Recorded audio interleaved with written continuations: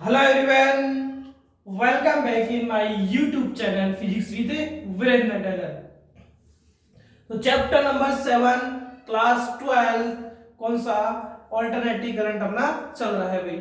तो देखो क्लासेस में बच्चों हमने आज सर्किट एनसी सर्किट को कंप्लीट कर दिया था और आज हम करते हैं यदि ऑल्टरनेटिव वोल्टेज आप एक कैपेसिटर को देते हैं तो उसका करंट कैसे आता है, उसका फेजर किस तरीके से बनेगा, आज हम उसका डिस्कशन कर लेते हैं। तो देखिए भाई यहाँ तो ये अपने पास में ऑल्टरनेटिव सोर्स है भाई, ये ऑल्टरनेटिव सोर्स आ गया है। आप इसके साथ में कनेक्ट कर दीजिए किसको, कैपेसिटर को। तो हम ये लोग कैपेसिटर को यहाँ कनेक्ट कर देते हैं। कैपेसिटर क्या होता है, ये कैपेसिटर है, ठीक है, ये कैपेसिटर है भैया, ये अपने पास कैपेसिटर हो गया। इस कैपेसिटर का कैपेसिटेंस क्या मान लो भाई, सी है। कितना मान लिया आपने, सी मान लिया है। इसका पोटेंशियल क्योंकि आपने पढ़ रखा है C इक्वल्स टू बच्चों Q अपॉन V होता है, तो यहाँ V इक्वल्स टू क्या आ जाएगा, Q अपॉन C। और ये किसका पोटेंशियल है, ये पोटेंशियल है अपने पास में इस कैपेसिटर का, ठीक है। अब क्या करना है भाई, वही मेथड यूज लेना है। आपको करंट फाइंड करना है, फेज फाइंड करना है, फेज डिफरेंस फाइंड करना है, इसके साथ ही आपको वेक्टर डायग्राम बनाना है, वेक्टर डायग्राम के बाद फेजर डायग्राम बनाना है और हमें इसका पावर भी फाइंड करना है। तो यहां हम लूप लो देखते हैं, फ्रॉम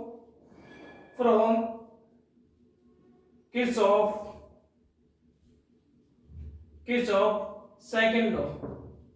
किरचॉफ का सेकंड लॉ बच्चों लूप लॉ होता है और लूप लॉ में मैं ये क्लोज सर्किट मान लो इस तरीके से मान लेता हूँ, ये क्लोज सर्किट इस तरीके से मूव करता हूँ मान लेते हैं।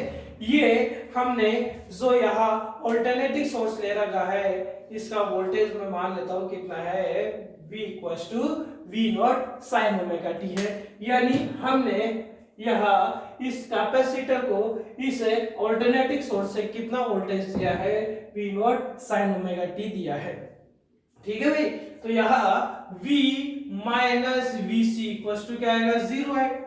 क्योंकि किरचॉफ का सेकंड लॉ क्या कहता है कि जो वोल्टेज होता है भाई, जो कौन होता है, जो वोल्टेज होता है उसका अलजेब्रिक सम कितना होता है, 0 होता है। तो इसका वोल्टेज और इसका वोल्टेज का अलजेब्रिक सम कितना हो गया आपके पास, 0 हो गया। सोल्व करेंगे तो V इक्वल्स टू क्या आने वाला है, VC, ठीक है। और V देखिए आप भाई, V क्या है, V naught sine omega T. हमने किसका वैल्यू पुट कर दिया है, V का। VC का वैल्यू क्या है बच्चों आपके पास, Q बाई C है। अब देखें भाई, अब यहाँ आप देखेंगे कि Q का वैल्यू चलो एक बार निकाल लेते हैं। Q इक्वल्स टू क्या आ सकता है, CV नॉट और साइन ओमेगा टी आ सकता है। अब आपको यहाँ Q का वैल्यू फाइंड करना है। Q का वैल्यू आप कैसे फाइंड कर सकते हैं, थोड़ा दिमाग लगाइए भाई। यहाँ आप पे देखेंगे Q का यदि आप टाइम के रेस्पेक्ट में डिफरेंशिएशन कर दे तो यहाँ डिफरेंशिएशन कर रहे हैं भैया, डिफरेंशिएशन हम कर रहे हैं विथ रेस्पेक्ट टू टाइम। क्योंकि यहाँ Q का आप डिफरेंशिएशन करेंगे dq बाई dt, ठीक है। तो dq बाई dt क्या होता है बच्चों, I होता है और हमें I ही चाहिए था तो I आ जाएगा आपके पास में। इसी तरीके से आ जाएगा CV नॉट। अच्छा इसका डिफरेंशिएशन करते हैं, किसका डिफरेंशिएशन करेंगे, साइन ओमेगा टी का डिफरेंशिएशन करेंगे भाई। अच्छा इसका डिफरेंशिएशन सीख लेते हैं क्या होता है। देखिए भाई, d अपॉन dx, यदि आपके पास ऐसे लिखा हुआ गया sin x तो इसका डिफरेंशिएशन होता है बच्चों cos x। लेकिन मान लो इस तरीके से लिखा हुआ गया d upon dx sin 4x, तो sin 4x, sin का तो एज इट इज वही cos होगा, cos 4x होगा। अब x के साथ कौन आ रहा है, ये देखिए आप, x के साथ बच्चों कौन आ रहा है, 4 आ रहा है। हम इसको चेन मेथड से करते हैं। मैथमेटिक्स वाले स्टूडेंट अच्छे से समझते हैं, बायो वाले स्टूडेंट को एक मेथड सिखा रहा हूं जिससे इजीली में आप डेरिवेशन में जब भी यूज आए तो आप डिफरेंशिएशन इंटीग्रेशन कर सके। इंटीग्रेशन में मैंने सिखाया था। इसमें x के साथ बच्चों कौन आ रहा है, 4 आ रहा है भाई। तो आप 4 को यहाँ क्या ले लेंगे, मल्टीप्लाई में ले लेंगे। ठीक है, देखो कोई x के साथ कोई नहीं आ रहा था, एज डी cos x हो गया। बट यहाँ पर sin 4x है, तो sin 4x का तो sin x के जैसा आप कर दीजिए, cos 4x आ गया। अब x के साथ कौन आ रहा है, 4 आ रहा है, तो 4 को आप इसका प्रोडक्ट कर दीजिए आप, तो 4 का प्रोडक्ट किया तो 4 cos 4x आ गया। अब ऐसे ही आपको यहाँ डिफरेंशिएशन करना है भाई। तो ये देखो बच्चों dq/dt तो क्या हो जाएगा, i हो जाएगा, और ये क्या आएगा cv0। और यहाँ देखिए आप sin ओमेगा t, तो sin थीटा ही तो है, तो sin का क्या होता है बच्चों, cos होता है। चलो लिख के ही देते हैं इंटीग्रेशन, सो डिफरेंशिएशन करके। अब यहाँ ओमेगा t में t के साथ कौन आ रहा, ओमेगा आ रहा, तो ओमेगा इसके प्रोडक्ट में आ जाएगा। तो i इक्वल्स टू क्या लिखा जाएगा, c ओमेगा, ठीक है, ये मल्टीप्लाई हो गया, एंड ये क्या आ रहा है बच्चों, v0 cos ओमेगा t। ठीक है, अब इसको और देखो सोल्व करते हैं कैसे कर रहे हैं। यहाँ देखो इसको कैसे लिख रहा हूं बच्चों, i इक्वल्स टू v0, ये c ओमेगा को देखो यहाँ थर्ड नंबर पर पहुंचा देते ही, कुछ फर्क नहीं पड़ेगा, वापस यहाँ पर जाकर ये अपने पास c ओमेगा v0 के साथ क्या हो जाएगा, मल्टीप्लाई हो जाएगा। लेकिन सर ऐसा क्यों किया है आपने भाई, हमने इसलिए ऐसा किया है बच्चों ताकि हम यहाँ पर इसका जो कैपेसिटिव रिएक्टेंस है, जिसकी स्पेशल क्लासेस में मैंने समझाया था, हम उसको यहाँ बता सके। किसको, इसको भाई कैपेसिटर रिएक्टेंस को हम बताएंगे। यहाँ देखिए, अब देखो बच्चों कोस है, और मैंने क्या कहा था कि आपको साइन में ही कन्वर्ट करना है। तो यहाँ cos थीटा बच्चों क्या होता है, cos थीटा होता है sin 90 प्लस थीटा, थीटा कौन है, ये थीटा ही है हमारे यहाँ, थीटा ओमेगा टी है। तो cos थीटा को बच्चों यहाँ क्या लिखूंगा, sin 90, 90 का मतलब बच्चों क्या हो सकता है, π/2 हो सकता है। ठीक है, थीटा, थीटा कौन है बच्चों आपके पास, ओमेगा टी है, तो ये ओमेगा टी आ गया अपने पास में। अब इसको और सोल्व करो, इसको देखो लिख रहा हूं कैसे, v0/xc, 1/c ओमेगा को क्या लिखा भाई हमने, xc, c यहाँ कैपेसिटर के लिए यूज आ रहा है, तो इसको कैपेसिटर बोलेंगे। x रिएक्टेंस होता है, और मैंने कहा है ये किसकी जगह यूज आ रहा है, ये एज ए रेसिस्टेंस की जगह यूज आ रहा है। तो ये रेसिस्टेंस होता है कौन से सर्किट का रेसिस्टेंस, ऑल्टरनेटिव सर्किट में, ऑल्टरनेटिव सर्किट में जो कैपेसिटर जब ऐड कर देते हैं तो उसका रेसिस्टेंस Xc होता है। और इस Xc को इस लिख देता हूं पहले, Xc को बच्चों हम यहाँ कैपेसिटिव रिएक्टेंस बोलेंगे। क्या बोलेंगे भाई इसको, कैपेसिटिव रिएक्टेंस हम बोलेंगे। और एक चीज और बता देते हैं, इट इज, ये इट एज ए रेसिस्टेंस, ये रेसिस्टेंस ही होता है बच्चों, तो इसका यूनिट क्या रहेगा, ओम ही रहेगा। तो यहाँ ये देखो साइन क्या आ रहा है बच्चों, ओमेगा टी प्लस π/2 आ रहा है भाई आपके पास में। स्पेशल ध्यान रखिए बच्चों, ये मैंने बताया है, इसकी मैंने अलग से पहले ही क्लास ले ली थी, इसका अलग से आप देख सकते हैं, टॉपिक इंपीडेंस रिएक्टेंस हमने अलग से आपको एक्सप्लेन कर दिया है, आप जाकर वीडियो में देख सकते हैं। अब ये वाला पोर्शन देखें, आप ये वाला पोर्शन देखेंगे, इस वाले पोर्शन में ये वोल्टेज है और ये किसकी जैसे बिहेव कर रहा है, रेसिस्टेंस की जैसे बिहेव कर रहा है। तो मैक्सिमम वोल्टेज और ये जो रेसिस्टेंस है, इन दोनों का रेशियो किसके इक्वल होगा बच्चों, करंट की पीक वैल्यू के इक्वल होगा। और करंट का पीक वैल्यू क्या है, I0 हो गया आपके पास में, और ये क्या हो जाएगा बच्चों, साइन ओमेगा टी प्लस क्या आ जाएगा, π/2 आ जाएगा। तो ये अपने पास क्या आ रहा है, ये अपने पास में करंट आ चुका है। तो यहाँ एक बार और xc बता देते हैं, xc इक्वल्स टू क्या लिखा है, 1/c ओमेगा लिखा है, और c ओमेगा का वैल्यू क्या हो सकता है बच्चों, 2πab हो सकता है। तो यहाँ हम देख रहे हैं बच्चों कि L सर्किट में आपने क्या देखा था, L सर्किट में ओमेगा t माइनस π/2 आ रहा था, लेकिन यहाँ पर ये क्या आ रहा है, ओमेगा t प्लस π/2 आ रहा है। ठीक है, पहले बच्चों में Xc की, Xc कौन है, कैपेसिटिव रिएक्टेंस है, एज ए रेसिस्टेंस ही होता है। इसका फ्रीक्वेंसी के साथ रिलेशन एंड ग्राफ हम देख लेते हैं पहले भाई, उसके बाद हम आगे डिस्कस करते हैं, इसका फेज डिफरेंस फाइंड करते हैं। देखे हुए बच्चों, फटाफट से देखते हैं, ठीक है। यहाँ देखे बच्चों, एक्सी जो है, एक्सी जो है आपके पास में, यहाँ देखे एक्सी क्या है, एक्सी अपने पास में कैपेसिटिव रिएक्टेंस है। सपोज बच्चों ये एक्सी आपके पास है, इधर ले रहा हूं मैं माइनस वाई एक्सिस पर, और इसी तरीके से ओमेगा फ्रीक्वेंसी इस तरीके से ले रहे हैं, ये ओमेगा आपके पास है, ठीक है। ये फ्रीक्वेंसी ओमेगा भी हो सकता है या एफ भी हो सकता है, दोनों का ही रिलेशन आप पे देखेंगे। एक्सी का ओमेगा के साथ में और एफ के साथ में, दोनों के साथ रिलेशन कैसा आ रहा है, इनवर्सली आ रहा है। और आप भी देख सकते हैं सी के साथ ही बच्चों कैसा रिलेशन आ रहा है, इनवर्सली ही रिलेशन आ रहा है। तो यहाँ जैसे ये ग्राफ बना लो, तो इनवर्स के लिए बच्चों क्या होता है, इन्फिनिटी टू इन्फिनिटी ग्राफ बन जाता है। इसी तरीके से पैराबोलिक ग्राफ बनता है। तो ये एक्स जो है या ओमेगा के साथ कैसा है, इनवर्सली है आपके पास में। तो ये एक्सी का ओमेगा या फ्रीक्वेंसी के साथ क्या होता है, ग्राफ होता है, ठीक है। अब हम देखते हैं बच्चों फेज। अब हम फेज की बात करते हैं, फेज का भी एंगल की बात करते हैं। पहले वोल्टेज का एंगल देखते हैं भाई, वोल्टेज का फेज देखते हैं। वोल्टेज क्या था बच्चों आपके पास में, V इक्वल्स टू, लिख देता हूं ये लो, V इक्वल्स टू क्या था, V naught sine omega T. तो यह ओमेगा टी जो है, यह जो ओमेगा टी वो किसका फेज है भाई, आपके पास V का फेज है, तो वोल्टेज का फेज ओमेगा टी है। इसके साथ ही हम बात करें करंट का फेज, तो बच्चों करंट का फेज क्या है, omega t plus pi by 2 है, omega t plus pi by 2।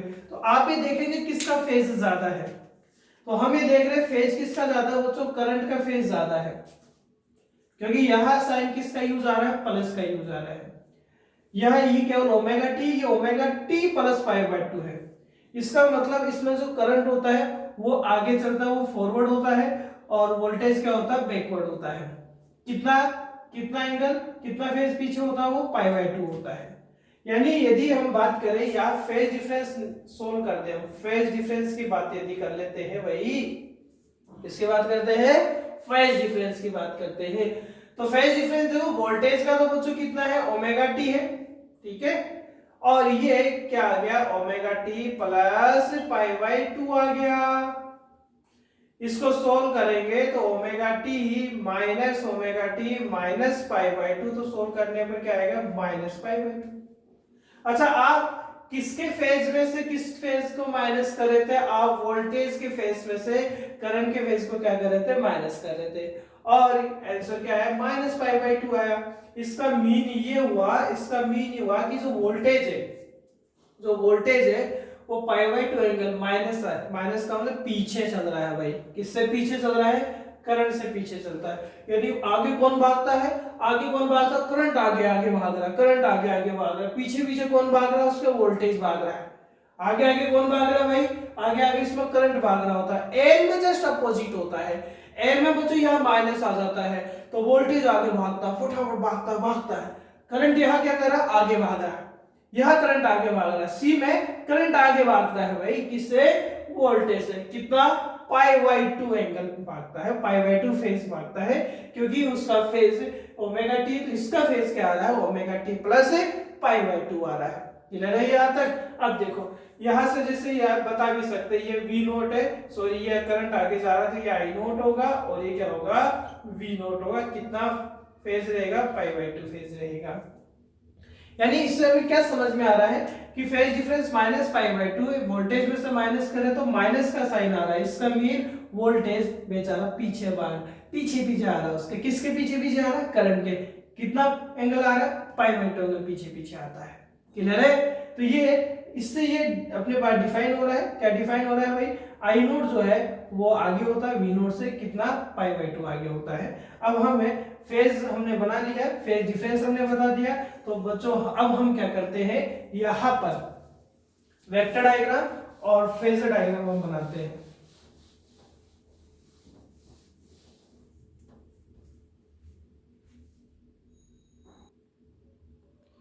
तो भाई बच्चों अब देखते हैं हम यहाँ फेज एंड फेज डायग्राम, ठीक है।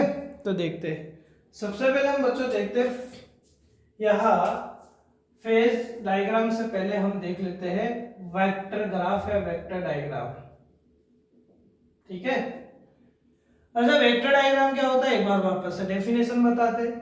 करंट का और वोल्टेज का, करंट का और वोल्टेज का टाइम के साथ में जो रिलेशन बताता है, कर्व टाइम के साथ जो ग्राफ बनाते हैं हम उसको वेक्टर ग्राफ कहते हैं। Mean it is represent the relation between voltage और करंट विथ टाइम। तो यहाँ हम चलो ये बनाते हैं भाई, इसको पहले सॉल्व करते हैं, बनाते हैं। तो बच्चों ये कौन है, ये टोटल टाइम है, एक कंप्लीट ऑक्सीलेशन का टी, ये क्या है टी वाई, ये इससे लिखते हैं भाई, ये टी है, ये टी वाई 2 है। इसी तरीके से ये टी वाई 4 है और ये क्या हो गया 3t वाई 4 हो गया। ठीक है, कंप्लीट का हमने यहां बना दिया है, ये टाइम है। और ये कौन है भाई आपके पास में, इस साइड में आई भी है और बी भी, दोनों ले रहे हैं भैया हम। ठीक है, अब सबसे पहले हम वोल्टेज का बनाते हैं। सबसे पहले वोल्टेज में हम देखें भाई, वोल्टेज में क्या है, यह साइन ओमेगा टी आ रहा है। किसी बच्चों को यदि नहीं आता तो समझे आप कि टी का मतलब क्या होता है, टी का मतलब एंगल, यदि एंगल में बात करें तो ये 360 डिग्री होता है, ये 270 डिग्री होता है, ये 180 डिग्री होता है, ये 90 डिग्री पर होता है। एक कंप्लीट राउंड जब पूरा होता है तब पूरा टाइम जो बनता है उस पूरे टाइम को हम क्या बोलते हैं, 360 डिग्री एंगल पर टी टाइम बोलते हैं। फिर ये टी वाई 4 हो जाता है जिस पर 90 बनता है, ये 180 होता है जिस पर टी वाई 2 बनता है, ये 3t वाई 4 बनता है कितने पर, 270 पर। इस तरीके से होता है। ये चारों वैल्यू हमने लिखी है, जीरो भी यही रहेगा, जीरो से पहले 90, 0 से 90, 90 से 180, 180 से आपके पास और उसमें लगने वाला टाइम, यानी एक कंप्लीट ऑक्सीलेशन में टोटल टाइम कितना लगता है, टी लगता है। तो एक कंप्लीट ऑक्सीलेशन का मतलब टी यदि मैंने लिखा है तो एक कंप्लीट राउंड हो चुका है, एंगल 360 कवर हो चुका है। अब यहाँ पर हम बात कर रहे हैं कि सबसे पहले वोल्टेज का बना दीजिए आप। वोल्टेज का देखो कैसे बन रहा है। तो यहाँ वोल्टेज की यदि बात करें तो पहला एंगल देखो क्या साइन है, साइन में पहला एंगल जीरो, तो जीरो में बच्चों जीरो ही आएगा, जीरो का वैल्यू जीरो ही होता है। इसी तरीके से हम बात करें 90 रखेंगे आप, यदि 90 यहाँ रखेंगे तो साइन 90 1 होता है, 1 होगा तो वी नोट के इक्वल आएगा, यानी मैक्सिमम आएगा आपके पास में, ये मैक्सिमम वैल्यू आ चुका है, वी नोट है यहाँ पर। फिर अगर बात करें 180 रखेंगे तो साइन 180 जीरो होता है, तो बच्चों ये जीरो आ जाएगा यहाँ 180 पर। फिर यहाँ 270 रखेंगे तो साइन 270 -1 होता है, तो वैल्यू माइनस वी नोट के इक्वल आएगा। मैं यहाँ माइनस वी नोट मान लेता हूँ, ये माइनस वी नोट है आपके पास में, ये माइनस वी नोट है। इसी तरीके से 360 आ गया और साइन 360 कितना होता है, अगेन जीरो होता है, तो बच्चों ये जीरो आ गया। तो आप इन पॉइंट्स पे यदि मिला देंगे तो आपका v का तो ग्राफ कंप्लीट है। ठीक है, ये ऐसे, ये ऐसे और ये ऐसे, तो ये ग्राफ किसका है, v = v naught sine omega t का वेक्टर ग्राफ है। अब यदि हम बात करें दूसरे ग्राफ की, और दूसरा ग्राफ किसका है हमारे पास, दूसरा ग्राफ है साइन का। साइन जो है बच्चों, या तो देखो आपको इस तरीके से मैनेज करना नहीं आ रहा कि सर साइन में कैसे बनेगा, ये भी साइन वो भी साइन, तो आपको पता है कि आई एक्चुअल में आई क्या था, I naught cos omega T था। इस कोस ओमेगा टी को आप चेंज करते थे तभी आपके पास वैल्यू क्या आता था, I naught sine omega t plus π/2 आता था, नहीं आता था भाई। कोस ओमेगा टी को तो चेंज करते थे, इसका मीन एक्चुअली अपने पास जो करंट है वो कौन है, कोस है। तो आप इसको कोस के अकॉर्डिंग फॉलो करिए आप, तो इजीली रहेगा। या आप ऐसे देखें कि साइन ओमेगा टी से π/2 एंगल आगे चलेगा। यदि मान लो v यहां हम जीरो से स्टार्ट कर रहे हैं तो करंट जीरो से स्टार्ट नहीं होगा, π/2 एंगल आगे से स्टार्ट होगा, मतलब करंट यहाँ ऊपर से स्टार्ट करना पड़ेगा, तभी ये प्रूफ होगा कि करंट आगे चल रहा है किसके कंपैरिजन में, v के कंपैरिजन में। तो यहाँ आप एक कोस से सोल्व कर देते हैं। सबसे पहले आप यदि जीरो वैल्यू रखेंगे तो कोस जीरो बच्चों क्या होता है, 1 होता है, तो आई किसके इक्वल आएगा, आई नोट के, और आई नोट का जो वैल्यू होगा बच्चों, आई नोट का जो वैल्यू होगा वो वी नोट से कम रहेगा, तो थोड़ा डाउन में बना दीजिए आप इसका मैक्सिमम वैल्यू, ये आई नोट आ गया आपके पास में। फिर आप कितना वैल्यू रखेंगे यार, 90 रखेंगे तो cos 90 जीरो होता है बच्चों, तो ये देखो cos 90 आपके पास कितना आ गया, जीरो आ गया। फिर आप यहाँ पर वैल्यू कितना रखेंगे, 180, cos 180 और बच्चों cos 180 की यदि हम बात करें तो cos 180 -1 होता है। यदि -1 होगा तो i किसके इक्वल होगा, यानी यहाँ ये माइनस, मैं ये करंट मान लेता हूँ माइनस में आएगा, क्योंकि 180 का वैल्यू क्या होगा -1, तो i माइनस आई नोट के इक्वल होगा, तो ये आई नोट नेगेटिव में चल रहा है। 270 रखेंगे तो cos 270 बच्चों 0 होता है, तो ये 0 आ गया, ठीक है। और फिर हम बात करें कितना 360 रखे, तो 360 जो होता है यानी cos 2 पाई +1 होता है, तो +1 यहाँ ये मैक्सिमम वैल्यू, तो ये +1 बता देते हैं, ये +1 बता देते हैं, ठीक है। अब इन पॉइंट्स को आप मैच कर दीजिए, आपका ग्राफ तैयार है करंट के लिए भी। देखो इस तरीके से, ये इस तरीके से आपने क्या कर दिया है इसको 270 पर ये तो ये ग्राफ आपके पास किसके लिए तैयार हो चुका है, करंट के लिए भी तैयार हो चुका है। यानी ये करंट क्या है, यानी ये ग्राफ क्या है, I इक्वल्स टू या तो I naught cos omega t का ग्राफ है, या ये I naught sine omega t plus pi by 2 का वेक्टर ग्राफ है। अब हम फटाफट से इसका क्या देखते हैं बच्चों, फेजर देखते हैं, ठीक है। तो मैं ये साइड वाला साफ कर रहा हूं बोर्ड। चलो बच्चों अब हम यहाँ फेजर पढ़ते हैं। अब इसको फेजर देखते हैं। फेजर देखो, फेजर होता क्या है, जैसे वेक्टर डायग्राम ने क्या किया है, वेक्टर डायग्राम ने हमें यहाँ वी नोट आई नोट का टाइम के साथ रिलेशन बताया है। वैसे फेजर, फेजर क्यों कहा गया, इसमें फेज आ रहा है, यानी ये करंट और वोल्टेज का फेज के साथ, फेज डिफरेंस के साथ, एंगल के साथ हमें क्या बताता है, रिलेशन बताता है। तो यह बनाते हुए यहाँ हम बना लेते हैं। सबसे पहले मैं बार बार आपको बताता हूं बच्चों, मैंने लास्ट क्लासेस में भी बता रखा कि आप क्या करें, सबसे पहले आप वोल्टेज को लीजिए, और वोल्टेज यहाँ कितना डिग्री पर है, ओमेगा टी पर है, यानी ओमेगा टी पर फेज पर है, तो ये है ओमेगा टी फेज पर, ये ओमेगा टी फेज पर कौन हो चुका है, वी नोट हो चुका है। ये ओमेगा टी पर क्या हो चुका है, वी नोट, ये मैक्सिमम वैल्यू है वी नोट का, ठीक है।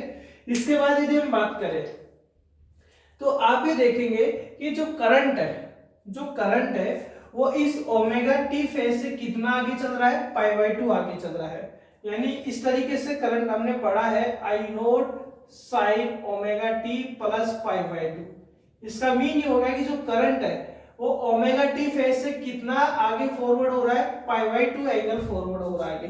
तो पाई बाई 2 का मतलब सपोज यदि आप इस तरीके से एंटी क्लॉकवाइज डायरेक्शन में मूव कर रहे हैं, यदि आप एंटी क्लॉकवाइज डायरेक्शन में मूव कर रहे हैं, तो पाई बाई 2 एंगल यदि ओमेगा टी से आपको ज्यादा बताना है तो वो वैल्यू इसी साइड रहेगा, ठीक है। यदि ऐसे मूव कर रहा तो वी नोट कहां दिखना चाहिए, पीछे दिखना चाहिए, तो वी नोट पीछे है और करंट अपने पास क्या है, आगे हो जाएगा। करंट अपने पास ये आगे हो गया, ये करंट है भाई, ये करंट आई नोट है अपने पास में, ये आई नोट है, और ये हम देख रहे हैं कि इस वी नोट से ये जो करंट है वो पाई बाई 2 एंगल आगे है। इसका मीन होगा कि बच्चों ये वाला जो एंगल होगा ये कितना होगा, पाई बाई 2 होगा। ये वाला एंगल अपने पास कितना होगा, पाई बाई 2 होने वाला है। यानी यहां से हमें क्या पता चला, हमें यहां से क्या पता चल रहा है कि वी नोट से आगे कौन फॉरवर्ड हो रहा है, आई नोट। देखो कैसे, जैसे ये यहाँ आई नोट है, ये वी नोट है, वी नोट चल रहा है, आई नोट आगे आगे भाग रहा है, आई नोट आगे आगे भाग रहा है, आई नोट। देखो इस तरीके से ये ऐसे है, ये वी नोट है, आई नोट है, आई नोट पाई बाई 2 आगे, तो यदि वी नोट भागेगा तो आई नोट भागेगा आगे, और फिर भागेगा, फिर भागेगा, भागेगा, भागेगा, मतलब ज्यादा आगे कौन भागेगा अपने पास, आई नोट आगे भाग रहा है, किससे, वी नोट से।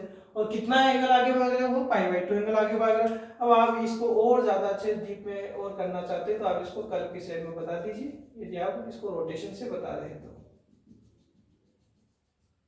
ये आपके पास क्या तैयार हो चुका है, फेजर तैयार हो चुका है। कौन से सर्किट का भाई, सी सर्किट का। अब हम इसका फटाफट से, अब हम बच्चों इसका फटाफट से क्या फाइंड कर लेते हैं, पावर फाइंड कर लेते हैं, और हम ये देखेंगे कि इसका एवरेज पावर कितना आएगा, 0 ही आएगा, ठीक है। तो देखते हैं पावर, देखते हुए हम देखो बच्चों पावर देखते हुए, पावर क्या होता है बच्चों, P इक्वल्स टू क्या होता है, वोल्टेज इनटू करंट होता है। हम यहाँ मीन पावर फाइंड करने वाले हैं। देखो वोल्टेज ये रहा आपके पास में V naught sine omega T, current आपके पास ये रहा, कोस में भी है और साइन में भी, हम कोस के टर्म का यूज करते हुए यहाँ पावर फाइंड कर रहे हैं। तो देखो P equals to V I आ गया, पी वी का वैल्यू क्या बच्चों V naught sine omega T है, और आई का वैल्यू क्या है I naught cos omega T है। तो P इक्वल्स टू क्या आएगा वी नॉट आई नॉट को आप मिक्स में लिख दीजिए, और ये क्या रहेगा देखो साइन ओमेगा टी कोस ओमेगा टी, इसको साथ लिख रहा हूं और 2 से ऊपर नीचे इसको मल्टीप्लाई कर देते हैं, ठीक है। तो ये मल्टीप्लाई क्यों किया है, क्योंकि आपको एक फॉर्मूला यहाँ बनाना है, और देखो फॉर्मूला तैयार हो रहा है भाई, और ये एक फॉर्मूला जो तैयार हो रहा है, कौन सा फॉर्मूला तैयार, देखो इस दो को तो हम बाहर ले आए हैं, और फॉर्मूला क्या आता है 2 sin थीटा cos थीटा होता है बच्चों sin 2 थीटा। तो देखो ये 2 sin थीटा cos थीटा है, ये वाला टर्म है, इसकी जगह sin 2 थीटा लिख सकते हैं, और sin 2 थीटा कौन है अपने पास में ओमेगा टी है, ठीक है, ये ओमेगा टी है। अब यहाँ हम एवरेज पावर फाइंड करेंगे, इसका मीन फाइंड करेंगे, ये मीन, और मीन फाइंड करने के लिए V naught I naught by two आप किसका मीन फाइंड कर देंगे साइन 2 ओमेगा टी का। इसका मीन हमने बच्चों लास्ट क्लासेस में एल सर्किट में भी बताया, इसका मीन कितना आता है 0 आता है अपने पास में। और कैसे फाइंड होता है मीन, एक बार वापस रिपीट करता हूं, साइन 2 ओमेगा टी का यदि आपको मीन फाइंड करना है, ये मीन के सिंबल है, और मीन फाइंड करने के लिए आप साइन 2 ओमेगा टी का क्या कर देंगे इंटीग्रेशन कर देंगे, और जो भी टाइम इंटरवल आप लेंगे उसका डिफरेंस का आप डिवाइड कर देंगे, तो आपके पास क्या आ जाएगा एवरेज आ जाएगा। इसका एवरेज 0 आता है, तो बच्चों इसका एवरेज जो होता है सी सर्किट में भी पावर का कितना आता है 0 आता है।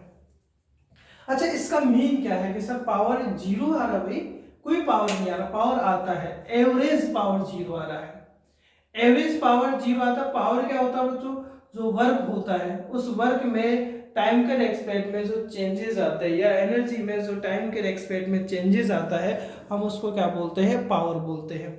तो यहाँ यदि चेंजेस आ रहा है, पावर 0 आ रहा है, इसका मीन क्या है। हालांकि हम बच्चों एक क्लास और लेंगे, उस क्लास में हम इस कैपेसिटर का, ये जो कैपेसिटर ले रहे थे भाई, हम इसमें ये ऑल्टरनेटिव सर्किट में हम यहाँ कैपेसिटर का यूज कर रहे थे, इसमें हम चार्जिंग का और डिस्चार्जिंग का प्रोसेस समझेंगे, इसका चार्जिंग का और डिस्चार्जिंग, क्योंकि ये कंडक्टिंग प्लेट होती है।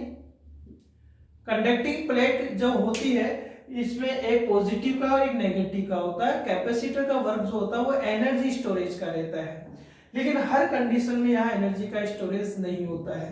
कुछ कंडीशन में ये एनर्जी को गेन करता है, कुछ कंडीशन में एनर्जी को वापस से डोनेट करता है, यानी यहाँ चार्जिंग और डिस्चार्जिंग का प्रोसेस कंटिन्यू चलता रहता है।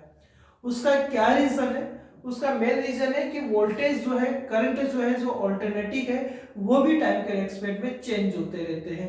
तो उसकी वजह से इसका चार्जिंग और डिस्चार्जिंग का प्रोसेस कंटिन्यू चलता है। कुछ कंडीशन में यहाँ एनर्जी ज्यादा हो जाती है, कुछ कंडीशन में जितनी एनर्जी वो गेन करता है, नेक्स्ट कंडीशन में उतनी एनर्जी को क्या कर देता है, वो डोनेट भी कर देता है, वापस रिलीज कर देता है। इसका मीन हुआ कि एक यदि आप साइकिल को पूरे को देखते हैं, एक फिक्स टाइम इंटरवल में यदि आप साइकिल को पूरे को देखते हैं, तो जितना एनर्जी ले लेता है उतना एनर्जी वापस दे देता है, एनर्जी कंजर्वेशन होता है, यानी पावर का भी क्या होगा कंजर्वेशन होगा। जितना पावर वो लेगा उतना पावर वापस से क्या कर देगा रिलीज कर देता है, यानी टोटल एवरेज जो आपके पास पावर माना जाएगा वो कितना माना जाएगा 0 माना जाएगा। तो ये जो कैपेसिटर है इसके चार्जिंग और डिस्चार्जिंग का प्रोसेस है, कुछ हम नेक्स्ट क्लास में आपको 100% डिस्कस कराएंगे। तो अभी थोड़ा सा आपको ये ध्यान रखना कि यदि एवरेज पावर 0 आ रहा है, इसका मीन ये हुआ कि करंट के वेरिएशन की वजह से कुछ कंडीशन में ये अपने पास क्या हो जाता है, चार एनर्जी गेन करने लग जाता है, कुछ में उतनी एनर्जी रिलीज करने लग जाता है, एनर्जी का कंजर्वेशन होने लग जाता है।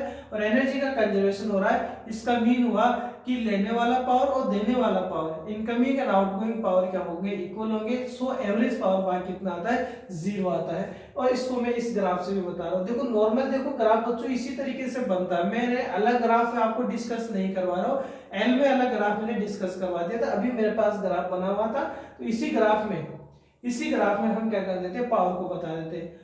आप यह देख रहे होंगे कि बच्चों ये क्या है, यहां से लेकर यहां तक हाफ पार्ट है, ये हाफ साइकिल है, लेकिन पावर को हम 1/4 साइकिल में पढ़ते हैं, क्योंकि पावर जो होती है हर 1/4 टाइम के बाद में, हर 1/4 का मतलब देखो यहाँ से 0 से T/4, फिर T/4 से T/2, फिर T/2 से 3T/4, 3T/4 से T तक, हर टाइम इंटरवल में वो अपना वैल्यू चेंज करता रहता है, एनर्जी को रिलीज या गेन करता रहता है। 0 से 90 तक यदि हम बात करें तो सपोज यहाँ पावर गेन कर रहा है, यह पावर, या ऐसा कह सकते हैं कि मान लो वो एनर्जी E1 क्या कर रहा है, रिलीज E1 ले रहा है, मान लो पॉजिटिव में आ रहा है, तो सेकंड में क्या करता है बच्चों, वो उतना ही एनर्जी क्या कर देता है, रिलीज कर देता है। तो जिससे अपने पास में, यानी आप ये कह सकते हैं पावर हर 1/4 में क्या करता है, अपना अमाउंट चेंज करता रहता है हर 1/4 पार्ट में। तो जैसे यहाँ 0 से T/4 में उसका सपोज करें पॉजिटिव आ गया वैल्यू, कितना आ गया, पॉजिटिव वैल्यू आ गया, ये पावर के लिए ग्राफ है, तो उतना ही, क्योंकि अब एक चीज और देखिए, पावर क्या है बच्चों, V और I का क्या है, प्रोडक्ट है, इसका मतलब पावर का जो वैल्यू होगा V और I से ज्यादा रहेगा, तो ये I ये V है, तो ये पावर का मैक्सिमम वैल्यू मान लो P0 हो गया, तो ये ज्यादा ही रहेगा भाई, तो आपको थोड़ा ऊपर तक बनाना पड़ेगा पावर का ग्राफ, क्योंकि पावर दोनों के प्रोडक्ट से आ रहा है, इसका मीन जो पावर अपने पास है ये मैक्सिमम वैल्यू इन दोनों से क्या रखेगा, ज्यादा रखेगा। तो यदि 1/4 पार्ट में उसका अपना पावर P कर लिया है, तो सेकेंड 1/4 पावर में उसका क्या हो जाएगा, वैल्यू नेगेटिव हो जाएगा पावर का, मतलब यहाँ यदि एनर्जी वो गेन कर रहा है तो उतनी एनर्जी यहाँ रिलीज कर देता है। इसी तरीके से हम आगे देखते हैं, ठीक है, आगे भी हम देखते हैं, इसको बैठा देता हूँ भाई। आगे यदि हम और बात करें तो नेक्स्ट वाले में T यहाँ T/2 से यह 3T/4 में वापस से क्या करेगा, गेन करेगा, ठीक है, ये वापस से गेन करेगा, और इस वाले में वापस से उतनी क्या कर देगा, वो रिलीज कर देगा, ये पावर है आपके पास में। तो यहाँ हमें क्या पता चलता है कि यदि एवरेज 0 है, यदि एवरेज 0 है, इसका मतलब ये हुआ कि इस कैपेसिटर में चार्जिंग और डिस्चार्जिंग का प्रोसेस हर टाइम इंटरवल के बाद में होता रहता है, हर 1/4 टाइम के बाद में चार्जिंग और डिस्चार्जिंग होता है, जितना चार्ज होता है उतना ही डिस्चार्ज हो जाता है, फिर जितना डिस्चार्ज होता है अगेन उतना ही चार्ज हो जाता है, यानी एनर्जी का जो प्रोसेस होता है वो फॉलो होता है, कंजर्वेशन का प्रोसेस है फॉलो होता है, इसलिए P एवरेज आपके पास यहाँ कितना प्राप्त होता है, 0 प्राप्त होता है। तो नेक्स्ट क्लास में बच्चों में इसका एल सर्किट में भी पावर 0 आता था, एल सर्किट के पावर को हम मैग्नेटिक फील्ड लाइंस के थ्रू समझाएंगे कि किस तरीके से वहां पर पावर 0 होने का मीन क्या है, मतलब वो अच्छे से समझाएंगे, और एक आपके कैपेसिटर का चार्जिंग और डिस्चार्जिंग का प्रोसेस समझेंगे। तो नेक्स्ट क्लास में हम एल का पावर 0 और इसी सर्किट का पावर 0 होने का 100% क्या बताने वाले, रीजन बताने वाले। ठीक है बच्चों, लाइक जरूर करें, थैंक यू।